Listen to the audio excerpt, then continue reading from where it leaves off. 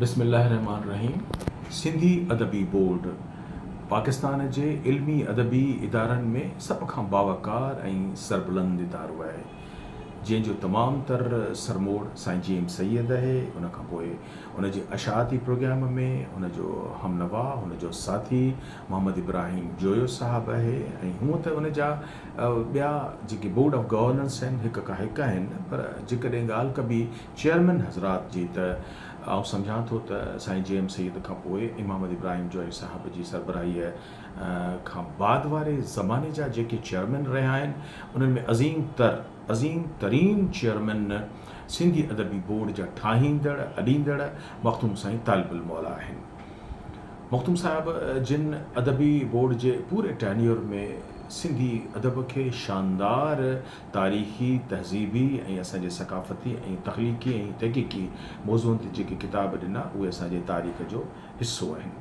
मख़दूम जमीलुज़्ज़मान साहब उन जी लेगेसी आहिनि। उन जो दौर बि हिकिड़े बहितर दौर जे तौर ते रहियो, पर सच पुछो त मख़दूम ख़ान वादो जंहिंजी हाणे क़यादत हिन वक़्तु सिंधी अदबी बोर्ड में संदन फ़र्ज़ंद जी हा, मख़दूम साईं तालिबुल मौला जिन जा फ़र्ज़ंद जेके पंहिंजी ज़ात में शाइर बि आहिनि, साईं मख़दूम सईदुज़्ज़मान आतिफ़ साहब। अदबी बोर्ड खे आउं पूरे वसूख़ सां थो चवां त मूं मोहम्मद इब्राहिम जोई साहब जे ज़माने में बि ॾिठो, उन जा दरो दीवार ॾिठा, उन जो सॼी कारकर्दगी ॾिठी, ऐं उन खां पोइ जेको हींअर जंहिंखे इदारे खे इदारो सम्झां थो, जंहिंखे इदारो बनाए पेश करण वारी हस्ती आहे, जेको पाण बि हसीन आहे, ख़ूबसूरत आहे, प्लानिंग आहे, उन वटि ख़्वाब आहिनि। अदबी बोर्ड में तव्हीं जेकॾहिं अचो त उन जे दरो दीवार खे तव्हांखे ॾिसण खां पोइ सिंध जे हींअर जेके बि अशाती वॾा इदारा आहिनि ॿोली जे नाले में, अदब जे नाले में, उन्हनि में बहितर तरीन जंहिं इदारे जे ऑफिस में अचण खां पोइ महसूसु थींदो त असीं हिकिड़े शानदार सिंध जे अज़ीम इदारे में आया आहियूं, त पोइ उहा सिंधी अदबी बोर्ड जो इहो तमामु तर सहरो असांजे मख़दूम साईं सईदुज़्ज़मान आतिफ़ साहब ॾे वञे थो। अशाती प्रोग्राम जो जेतिरे क़दुरु ताल्लुक़ आहे, ॾिसो हमेशह हर ॻाल्हि में का न का पेचीदगी हूंदी आहे। मख़दूम सईद साहब जे ज़माने में तव्हां ॾिसंदो त टिमाही महिरान रेग्युलर थियो आहे, सर्तियूं रिसालो रेग्युलर थियो आहे। यादि रखो त टिमाही महिरान कॾहिं बि साल में पूरा वक़्त ते पर्चा कोन निकिरंदा हुआ। केर बि उन जा एडिटर रहिया हुजनि, अज़ीम खां अज़ीम तर उन जा एडिटर रहिया हुजनि। गुलफुल रिसालो पूरे वसूख़ सां थो चवां त हाणे पूरे वक़्त ते पूरे टाइम ते निकिरे थो। इन जे पुठियां इहो आहे त चेयरमैन आहे, उन जा एफर्ट्स आहिनि। ऐं बेहद ख़ुशि आहियां त मख़दूम सईदुज़्ज़मान साहब जिन जे टेन्योर में इंतिहाई अहम सर्तियूं जा अमड़ नंबर निकितो आहे, बाबा नंबर निकितो आहे। गुलबदन जावेद साहिबा जेका हाणे असांजे बोर्ड जे सेक्रेटरी जी हैसियत में आहे, त मां पंहिंजी गुफ़्तगू खे समाप्त थो कयां त बेशक त असांजा जेके चेयरमैन आहिनि लाजवाब पंहिंजे दौर जा रहिया आहिनि सिंधी अदबी बोर्ड में, पर आउं मख़दूम सईदुज़्ज़मान साहब जी जेको दौर आहे उनखे इंतिहाई बहितरीन दौर सम्झां थो, इन करे जो उन जे दरो दीवार खे ख़ूबसूरत ॾिठो आहे। उते जो जेके ऑडिटोरियम आहे, या असांजो जेको डिजिटलाइज़ेशन जो जेको अमल थियण वारो आहे, हाउस ऑफ फेम सईदुज़्ज़मान साहब जिन वाइदो कयो त सिंध जे वॾनि अदीबनि शाइरनि जूं तस्वीरूं, उन्हनि जा तारुफ़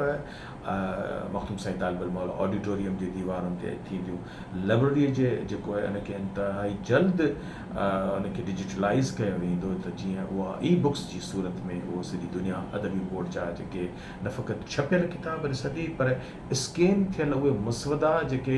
वरियनि खां असांजे बुज़ुर्गनि पंहिंजनि कबटनि में महफ़ूज़ करे छॾिया आहिनि, जिन में असांजे सिंध जे अज़ीम माण्हुनि जा डोनेट थियल मसवदा आहिनि, त मख़दूम सईदुज़्ज़मान साहब जिन फरमायो आहे त उहे इंशाअल्लाह उन्हनि खे बि स्कैन करे उहो बि रखिबो त जीअं मौक़िक़ जेके उन्हनि खे ॾिसी नथा पिया सघनि, अची न पिया सघनि, उन्हनि खे बि ॾिसंदा। ऐं तमामु आम ॻाल्हि जेका आउं हाणे करण वारो आहियां त सोशल मीडिया ते या इहो चइजे त सिंधी अदबी बोर्ड जो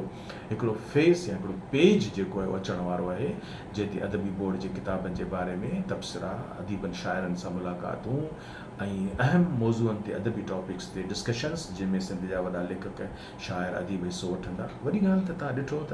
इन्हनि 2-4 सालनि में अदबी बोर्ड में तव्हां कॾहिं ॿुधो त को शाय निशान मुशाइरो थियो हुजे, शाय निशान डिस्कशन्स थिया हुजनि, किताबनि जा मेला थिया हुजनि? हीअ सभु जो मखदूम सईद ज़मान साहब जो जेको एफर्ट्स आहिनि, सिंधी अदबी बोर्ड जे चेयरमैन आहिनि, उन्हनि ते सेमिनार थी चुका आहिनि।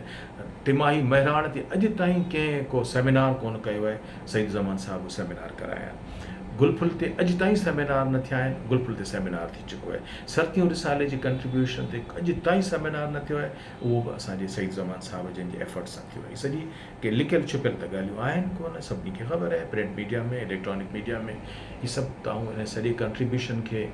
मखदूम सईद ज़मान साहब जी सिर ते जेको आहे सो सहिड़ो वधां थो